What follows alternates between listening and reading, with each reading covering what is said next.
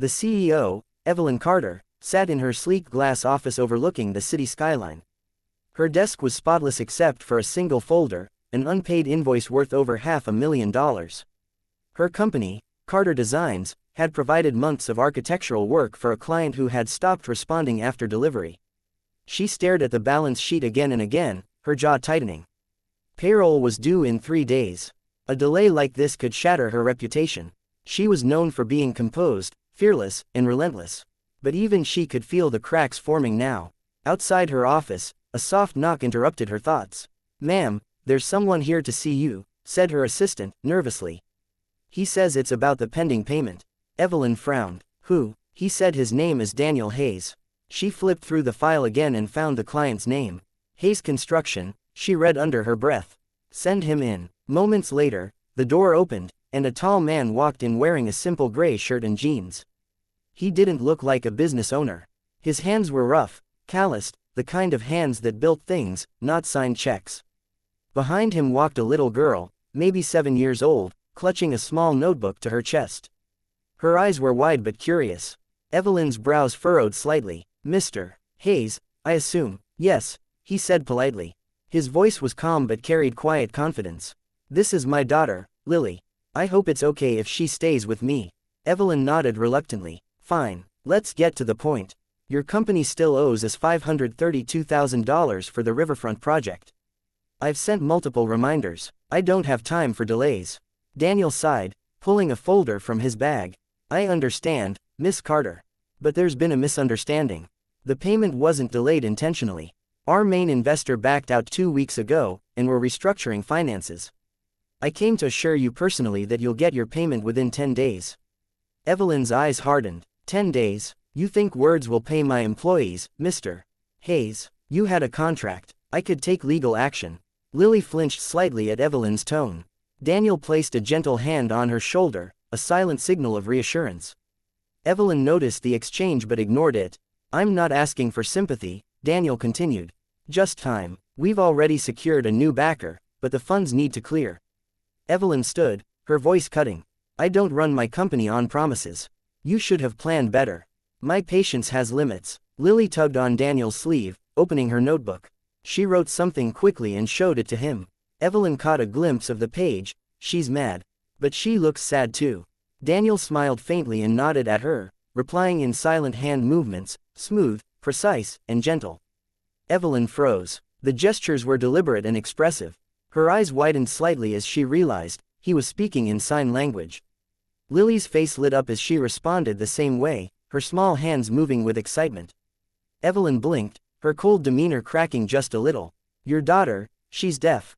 Daniel turned back to her. Yes, since birth. She doesn't talk much, but she's sharp as a whip. For a brief moment, Evelyn's tone softened. I didn't know. She's the reason I started my own company, Daniel said quietly. I wanted to build something stable for her, so she wouldn't ever feel small in a world that doesn't listen. Evelyn hesitated. There was something familiar in his words, a flicker of memory she'd buried long ago. Her own father, an architect, had once promised her stability too, before bankruptcy had destroyed their family. She had grown up vowing never to rely on anyone's promises again. I see, she said after a pause. Still, personal struggles don't change business obligations. I understand, Daniel replied calmly. But if you could give us even a short extension. Before he could finish, the lights flickered. A sudden crash of thunder shook the windows. The building's backup generators hummed to life. Lily startled, clinging to her father. He knelt instantly, his hands moving quickly. It's okay. Just thunder. You're safe. She nodded, taking a deep breath. Evelyn watched silently. There was something in that silent exchange that pierced through her armor. The way Daniel communicated, without words but full of meaning, made her realize how disconnected her own world was. She'd spent years surrounded by people who only talked for business, never for care. When the storm calmed, Evelyn sat down again. Her voice was quieter now. How do you do that so fluently? The sign language, Daniel smiled. Learned it when she was 3. I didn't want her to ever feel left out of a conversation. Every gesture, every expression, it's how she tells me she loves me, how she shares her dreams. Words aren't the only way to listen. Evelyn felt her throat tighten. She looked at Lily, who was now sketching something on her notepad. "May I?" she asked. Daniel nodded. Evelyn leaned forward to see. On the page, Lily had drawn 3 stick figures, one tall man, one woman with long hair, and a little girl between them. Underneath, she had written, "Friends." Evelyn felt something stir deep inside. She hadn't felt warmth like this in years. She smiled faintly. "That's lovely." Lily grinned and quickly scribbled something else. "Don't be mad at Dad. He's kind." Daniel looked mortified. "Lily." But Evelyn laughed softly, surprising even herself. "It's all right. She's honest. Most people aren't." There was silence for a moment, but it wasn't cold anymore. Evelyn looked at Daniel. "Tell me honestly, Mr. Hayes, if I grant you 10 days, will you keep your word?" "You have my word," Daniel said firmly.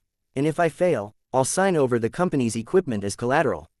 Evelyn nodded slowly. "Fine, I'll hold the invoice. 10 days. Daniel exhaled with relief. "Thank you, Miss Carter." As they stood to leave, Lily suddenly walked over to Evelyn's desk. She took out her notepad again and wrote something carefully. She tore the page out and placed it in front of Evelyn. "You look lonely. You should have dinner with us." Evelyn blinked. No one had said that to her in years. "Dinner," she said, smiling awkwardly. "That's unexpected." Daniel turned red. "I'm so sorry, she's very direct." Evelyn chuckled. "That's fine. I'll think about it." They left, and the office felt oddly empty afterward. Evelyn stared at the little note for a long time. "You look lonely." The words echoed. That night, for the first time in years, she went home before midnight. Her penthouse was spotless, just like her office, no clutter, no laughter, no warmth. She poured herself a glass of wine and stared out at the city lights, thinking of that little girl's bright eyes and her father's steady hands moving gracefully in silence. Over the next few days, she couldn't shake the image. Every deal she made felt mechanical. Every meeting seemed hollow. She even caught herself learning basic sign language through a tutorial video, repeating the gestures she remembered. "Hello. Thank you, friend." On the 10th day, she received a call from Daniel. "Miss Carter," he said, his voice light with relief, "the funds cleared. I've transferred the full payment." Evelyn smiled slightly. "I received it. Thank you for keeping your word." "I meant it," Daniel replied. "And Lily's been asking if you'll still come to dinner." Evelyn hesitated. She had back-to-back meetings. A new investor to meet. But then she looked again at the note pinned beside her monitor. "You look lonely. Tell her I'll be there at 7, she said finally. That evening, she drove to the modest neighborhood where Daniel lived. The house was small but cozy, light spilling warmly from the windows. Daniel opened the door, looking slightly surprised she'd actually come. "You made it," he said. Lily ran to the door, smiling brightly. She signed something quickly. Evelyn recognized it. "Hello, friend." Evelyn smiled and signed back, a little clumsy but sincere. "Hello, Lily." The girl giggled and grabbed her hand, pulling her inside. The table was set simply: homemade pasta, a small salad, and a candle flickering between them. It wasn't the kind of dinner Evelyn was used to, but it felt real. As they ate, Daniel shared stories about his construction projects, how he'd started from scratch after losing his wife in an accident. "Lily was only 2, he said softly. I promised her I'd never let her feel like something was missing." Evelyn listened quietly. "You've done a remarkable job," she said. "She's bright, kind, you've given her a world full of love." Daniel smiled faintly. "And what about you? Who gives you that?" She froze for a moment, not knowing how to answer. "No one," she admitted finally. "I've always thought success would fill that space." Daniel nodded. "Sometimes silence says more than success." After dinner, Lily brought out her notebook again. She drew Evelyn sitting with them at the table, smiling. Underneath, she wrote, "Now you're not lonely." Evelyn's chest tightened, and for a moment she couldn't speak. She reached out and hugged the girl gently. From that night onward, something changed. Evelyn began visiting more often, helping Lily learn new words, teaching her how to draw buildings. She even arranged for a special art exhibit at her company where Lily's sketches were displayed alongside real architectural models. The project became a sensation online, a mute girl's vision of a city that listens. It inspired donations for hearing-impaired children and drew attention to accessible design in architecture. A few months later, Evelyn stood before her employees, announcing a new division, Carter Inclusion Designs, structures built not just to be seen, but to be heard by those who can't speak. Daniel was there that day, standing proudly beside Lily. When the applause faded, Evelyn looked at them, her eyes warm.